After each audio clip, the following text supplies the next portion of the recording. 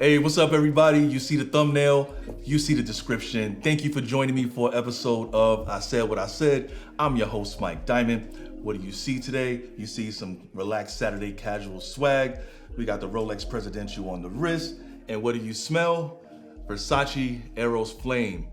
Don't ask questions, just do this. She's gonna love it, all right? Now, what are we talking about today? Kevn Samuels, the notorious godfather of Red Pill, strikes again on YouTube. The guy's killing it. Judging by the thumbnail, you probably think I'm gonna be digging in on him right now. And I just wanna set the record straight. I'm a big fan of Kevn Samuels, okay? I agree with 99% of what the brother says, so shout out to you. However, this time I think you might have ran off the tracks a little bit, so much to the point where I actually decided to put something in your comments. So without much further ado. Am I sitting down? You're sitting down. You might want to lean back. Because I don't know what you ladies expect from men. The kind of man that you would want to marry is attracted to other women, but it sounds like your husband went through his best to keep it from you. He did not put it in your face. Oh, I'm sorry, I couldn't quite hear. Your husband sounds like he did his best to hide it from you. That was so crazy, you had to say it twice. Like, excuse me? Mm-hmm. I did a video Monday talking about high value men cheat.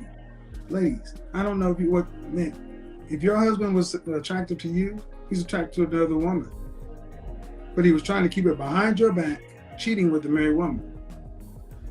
What do you think you're gonna find out here now? You think the next man you find is gonna just be loyal to you? Well, I definitely have a lot of trust issues now. Well, is it trust? See, this is what I don't understand. Let's take it away from you because it's too personal. In the animal kingdom, name me the species are mammal of the male of the species and mammals normally monogamous? Not many. No. So you gave up your husband, who proposed to you in 6 months and married you. Right. And you were building a life with it, but he was cheating with a married woman. So she had a husband too. They were seeing one another. The only way he found out about it is from a dirty Mac or somebody in a co-worker who was probably just hating on him. Was it the man who told you? Yes. Of course, because he wanted to get in your ass. Oh my gosh. Right. So you wrecked your own home. So you think I should have stayed with him when he was cheating the entire time? You ain't gonna like my show. Yeah? All right, stop it right there. Because now what you got? Woo! In what world? In what world are we telling women that their dignity has a price? In what world are we telling women that if you want to live a certain lifestyle with a certain level of men, that you just have to accept infidelity? I got a news flash for you. The anecdotal animal similes you put together, it don't work, because there's a difference between animals and people. Exactly. Animals only have instincts. We have presence of self. So if a dog sees a dog bent over, it's gonna hump it, right? But if a dog sees a human bent over, guess what the dog gonna do? It's gonna still hump it, because it has no perception of self and right and wrong. It only has instincts. People know when they're doing wrong. Now, he goes on in this video to say that a high value man, by his definition, is not cheating in those situations, but he's exercising his options. And to that I say, if you want to exercise your options, go for it. Exercise your options, but don't let a woman believe that you're not, right? I'm in a relationship. The last thing my woman got to worry about is me cheating, okay? I got options, and if I wanted to play those options, I would go play those and set her free, because you're doing a couple of things to the dating market. The first thing is you're gonna get caught. Whether a coworker tells her or she's gonna find it in your phone, you're gonna get caught, and you're just putting another hurt, disgruntled woman on the dating market, making it harder for the regular guy that's trying to get her. But the second thing you're doing is you're devaluing yourself. He's talking to a specific demographic of men, the top 10% of men who make $100,000 or more a year.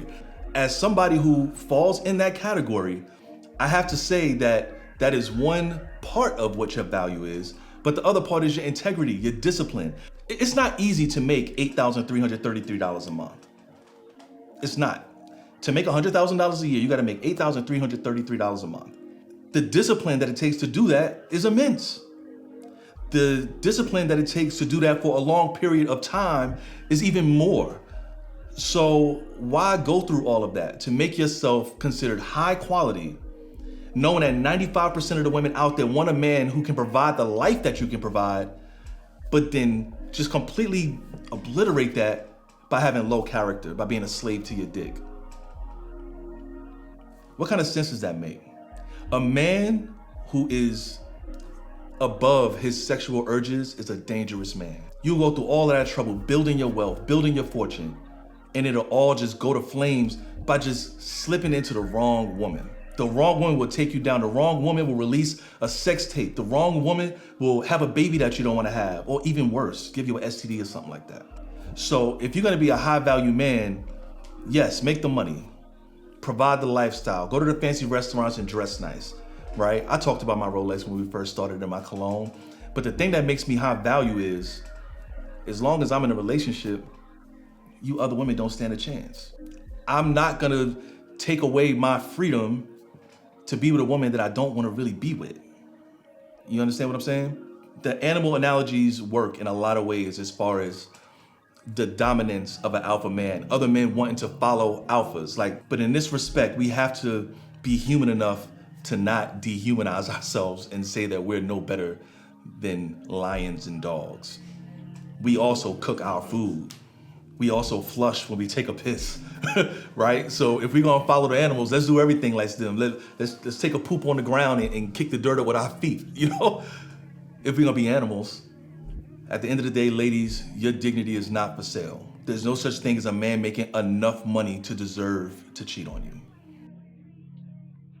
Hi, I'm Ryan with Media Makers, and this is Chris. And what we do here is make media. Not that TikTok stuff, dope stuff like this. And this. We've done everything from flyers to music videos, songs to films, commercials to tap dances.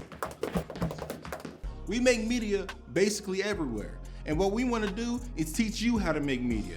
Not just teach you how to make media, but teach you to make dope media. We offer all types of programs, and the goal is accessibility. Accessibility.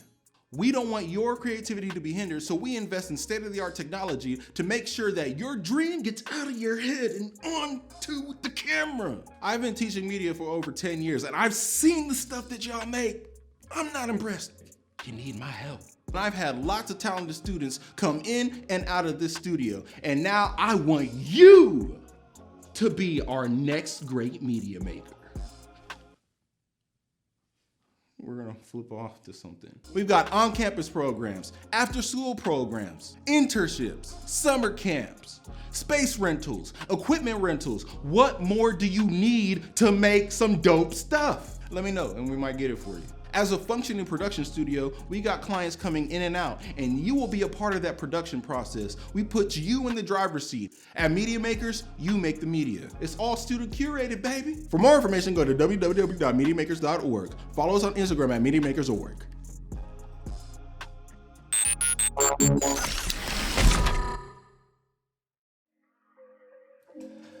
Hey, look, man. You're no good to anybody else if you're not good for yourself first. There's certain characteristics that you have to have innately before you can actually be a positive force in another woman's life, all right?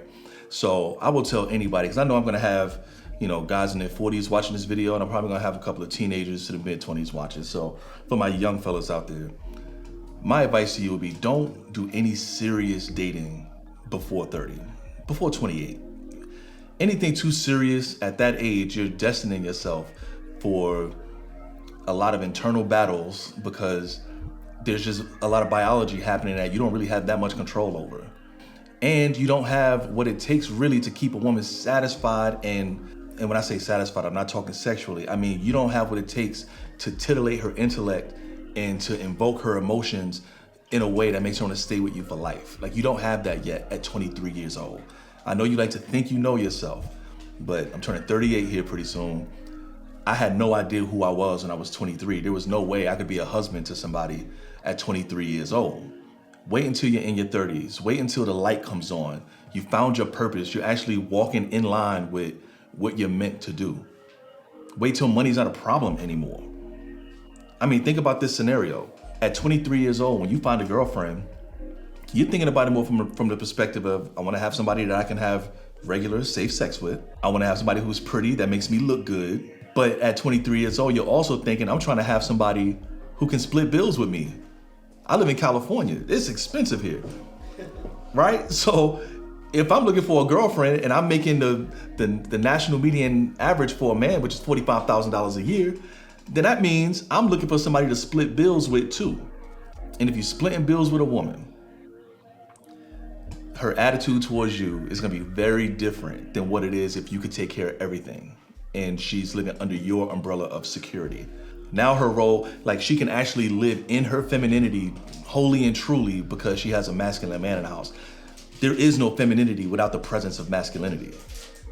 And you can't really be in your masculine energy if you're still looking for somebody to split the bills with. Like, that's just real talk. The way I see it, money affects men and women very differently depending on, where you are in life. And I know when a man makes money, the first thing that comes to his mind, and you don't even have to be a millionaire for this, but the minute you start getting secure, you start thinking about taking care of a woman. Like, it's natural. Again, when you're in your 20s, you're looking for somebody to split bills with, which means she also has to have a brain, she has to have drive, she's gotta be able to, conversate and things like that. But when you got your money, you're not relying on her income anymore. That means you don't care how much money she makes, how much drive she has. And men will literally just reduce his expectations of a woman down to how good does she make me look in public. Women, on the other hand, are very, very different. When a woman makes a lot of money, she starts to tell herself, and I hate to say it, but this is very, very prevalent in the Black community, even when a woman is not really making that much money. The minute a sister could take care of her own bills, the first thing you start to hear her say is things like, I don't need a man, I can do for myself. Women start to tell themselves they're too good for any man once they start to make money, because they do directly attribute masculinity to your ability to provide resources. They gauge how much they should respect you by how much more you can do than what they have done. Like, you'll hear women try to be nice about it and say, he has to be able to do at least what I do. That's not true, because you're still her peer, which means she's still gonna talk to you like that.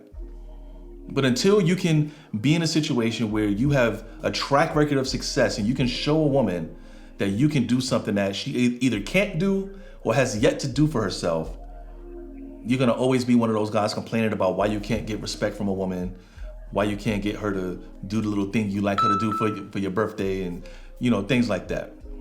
The money part is important, and most men's responsible light don't really turn on until we're in our mid to late 30s. I mean, that's just the reality of it. Until we get in our mid to late 30s, we're not really thinking about insurance, retirement accounts, paying taxes. You know how many men I know in their 30s that have never paid taxes ever? So if you plan on being a leader, right? Because if you're saying you want a woman to follow you, that means you're also aspiring to be a leader. If you're looking to be a leader, then there's certain foundational things you gotta have in place. And you're not gonna have that at 23, 24, 25 years old. The only thing you have that an old dude don't have at 23 years old is the no-look erection. No stimulation needed, you can get hard on impact, and an old man could buy that. Right? An old man could buy that. Take care of yourself. Get yourself right in your 20s, because these women are not gonna respect you to the level that you think you want that early in life. Be good to yourself. Have the discipline to honor whoever you decide to put in your life. And if you don't feel like you have that yet, be honest with yourself and don't bring a woman into your life. But I've said enough. Leave a comment, like, subscribe. Let me know what you think. I'd love to interact with you. Share this video, and I really want to hear your input. Instincts going no, looking bad like a bat with an eye patch. All black through the woods with a backpack and a lit match. Spark one time, get the whole city looking like a dark shade of orange when I burn it down. What it is, what it do, hope. And everybody looking at me while I got them all in my sights. Picking them off, taking them out, looking like daylight in the night. And I'm killing so many if they really wanna get involved. And everybody falling from the elevator, now I'm bright rice in this. It's like I'm rice and take a bite, it's nice. And I have a nice time with it. By the time that it finds the way to the right side of him, not even a Heimlich can save him. A selective finger to you imbeciles.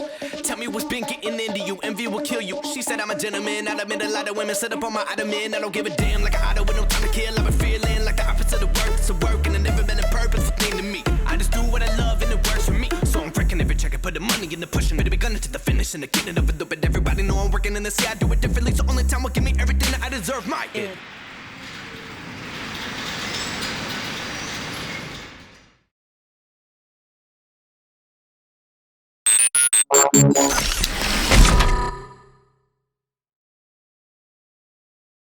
Let's talk about the elephant in the room. I know you're all wondering, how did I get this majestic beard, right? The first thing is moisture is everything, all right? Brushing it and combing it is all good, but if you got dry hair, you're gonna be pulling that hair out every night. To keep it intact and full and thick, find a good barber, but also get Black Diamond Beard Care products. Black Diamond Beard Care products are all natural with a proprietary blend of essential oils. I'm telling you, from day one to now, my beard is night and day different. I get complimented on a regular basis. My kids love it. My girlfriend loves stroking their hands in it. The full kit comes with wooden combs, the oils, the beard washes. They smell amazing. The names of the fragrances are all synonyms of luxury. So my favorite fragrance is Opulence. They have another one called Affluence. And there's a new one coming out called Swagger Dagger that will be out this spring. More of a sweet scent, Japanese cherry blossom based. It's very, very good. But keep it moisturized, fresh out of the shower. While it's wet, throw some oil in there, throw your balm in, wood comb, only keep the static out of your beard. And I'm telling you, it'll be night and day difference. Give it 90 days. Send me your pictures. I'd love to see a before and after. Speaking of before and after, I'll show you mine right now. This is not a joke. This is bona fide. I wasn't born with this. I didn't start growing a mustache until maybe 22 years old, 21, 22. When I was 27, all of a sudden I had like a little bit of a jawbone coming in and it wasn't really connecting like that. But when it started to really grow, I had to start really paying attention to it. Give it a look. The link is in the description below. Hi, I'm Ryan. This is my car. Do you like it? Great. We'll get to that. Trust the process. You see, I've been going back and forth with myself, and I decided it's for sale! Sale! No, it is not! Yes, it is. See what I mean? I don't need it, but I want it. You're probably wondering what's wrong with it. I don't know. It cost me a lot to get it running, so hopefully nothing. All I'm asking is a cool $5K. I allow myself to tell you the details.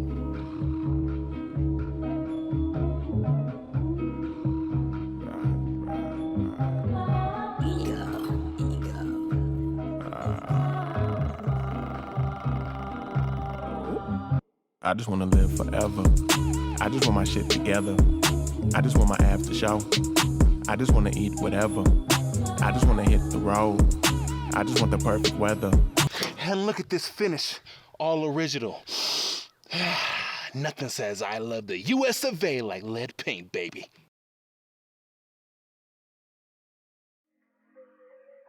To sum all of this up, like, Kevin, you my boy. Don't come for me, Kevin. I love you. I love what you do. I love how you're empowering men. I agree with 99.99% of the things you say. But I think by giving women the idea that their dignity is for sale, it's only gonna produce more angry, middle-aged, inaccessible women that good men could give good lives to. And listen, I'm one of the main people that will say, you know, we're always listening to women to tell us what a real man is. Like, a real man will love me and my kids. A real man is gonna love me and my stretch marks. A real man will love me fat or love me skinny. I say that all the time, but a real man should not have to go through those things either, which means a real man wouldn't contribute to that problem. Let's respect our ladies. Let's give them some grace. Be good to yourself, because if you ain't good to yourself, you ain't good to nobody else. I've said enough about this. Like, comment, subscribe. I want to interact with you. So let me know what you think about this segment. And Kevin, don't kill me. Peace. Damn right.